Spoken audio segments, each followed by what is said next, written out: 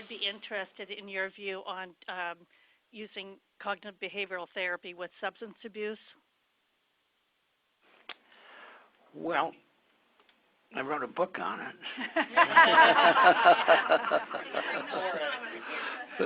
And also, I was part of a cocaine study. I think if you have the right formulation, you can use cognitive therapy successfully with substance abuse people. And there's a model, there's what I call the generic cognitive model, which is a kind of a template that you can apply to all people, and particularly people who have problems. And part of this came from Ellis. So you have, this may be old hat to you. You know the sequence, there's the stimulus, and there's the belief about the stimulus. Raise your hands if this is old hat. Stimulus, there's a belief about the stimulus. Then there's the interpretation, and following that, one get motivation, could be craving, affect, and so on, and then behavior. Now, in the case of the substance abuse people, it follows somewhat the same line, except there are certain additions in that. So, a typical substance abuse patient would be trying to think of an actual case.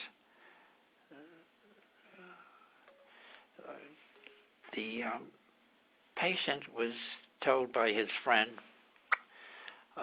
look, I want you to go with me. I have to go over to see Sadie, my ex-girlfriend, and I have to give her something. And the patient says, well, I don't want to go. I really should not go. As they get closer to as they get closer to where Sadie lives, he realizes this is a crack house, and she's actually a prostitute there. So then you start getting a stimulus. So the stimulus is present, the stimulus of the crack. There's practically a reflex reaction, which is a craving. Comes practically as a reflex, maybe conditioned reflex, but anyhow, it's a reflex. So at that point, he can either give himself permission to go into the house or not. So there's a belief, there's a series of beliefs that people have, which are such as, it's okay this time to give into it. The craving is so strong,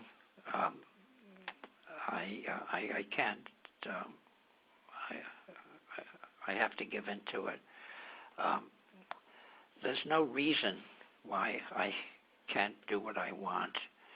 Or another permission giving is, okay, I'll give into the craving today and I'll start tomorrow.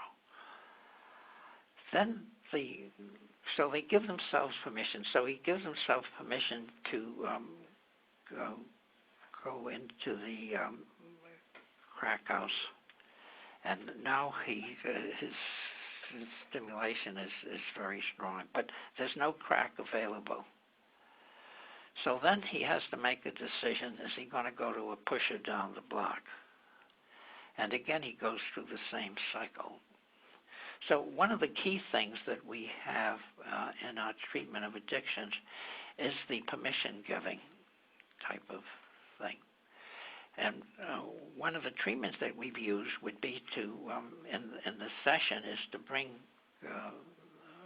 kind of some white powder along, or some of the paraphernalia that they use, and that stimulates the craving. And then you go through this thing where they have the craving and they start to think, now, maybe I'm going to leave here and get some crack or dope or take a shot and whatever. And so you kind of relive the experience. The treatment has to be experiential. It cannot be just a sterile kind of thinking through type of thing. They have to really go through the experience, and they must, best if they go through the experience with you. And they might go to the experience with somebody else, then is to go to a corner where crack or dope is being sold, with a companion who's going to be with them, and then practice being close to the stimulus situation and going away from it.